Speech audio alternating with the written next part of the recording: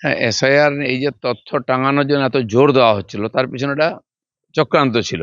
মানুষকে বিভ্রান্ত করা, নির্বাচন কমিশনের বিরুদ্ধে তারা যেটা আওয়াজ তুলছে যাতে মানুষ তাদের সামিল হয়, কেন্দ্র সরকারের বিরুদ্ধে যাতে মানুষকে খেপানো যায়।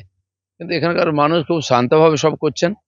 আর অসঙ্গতি নয়, হয়তো এআইয়ের মাধ্যমে করতে গিয়ে কিছু নাম এসে গেছে, একার আকার ইকার ছোটোখাটো ভুল এসে গেছে।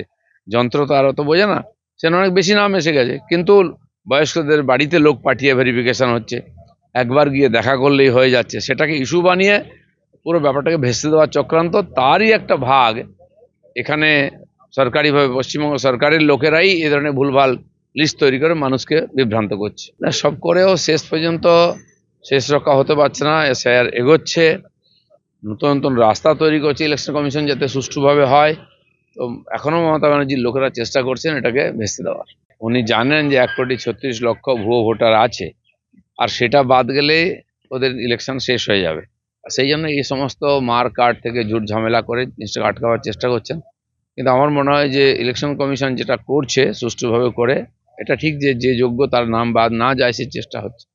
কিন্তু ভুয়ো নাম না থাকুক, যতক্ষণ না এটা পরিষ্কার হবে ততক্ষণ এটা চলতেই থাকবে। এসআইআর মমতা ব্যানার্জি তো প্রতিশ্রুতি দিদি, ইলেকশনের আগের থেকে মুখ্যমন্ত্রী হওয়ার পর থেকে প্রতিশ্রুতি দিয়ে যাচ্ছেন। এখনো প্রায় শিক্ষা বিভাগ এবং অন্যান্য ডিপার্টমেন্টে 3.5 লাখ পোস্ট খালি আছে। তার জন্য প্রশাসন যা হয়ে ল্যাংড়ে ল্যাংড়ে চলছে। তো নতুন রিক্রুটমেন্ট হচ্ছে না, সেই পয়সাটা অন্য কাজে পার্টির কাজে লাগছে। আর ধীরে ধীরে সরকারি স্কুল উঠে যাচ্ছে, সরকারি ডিপার্টমেন্ট থেকে কোনো রকম আর পরিষেবা পাওয়া যাচ্ছে না। আর বাকি লোকেরা বাধ্য হচ্ছে বারবার ধর্ণা দিতে, আদালতে যেতে। এটা একটা নির্বাচিত সরকার কতদিন এভাবে চালাতে পারে? বিজেপির ভয় দেখিয়ে আর বেশি কিছু লাভ হবে না। বিজেপির ভয় দেখা দিতে পুরো দেশে বিজেপি দখল করে নিল। 19-20টা রাজ্যে আছে, কেন্দ্রে আছে, এবার পশ্চিমবাংলার সুযোগ আসছে।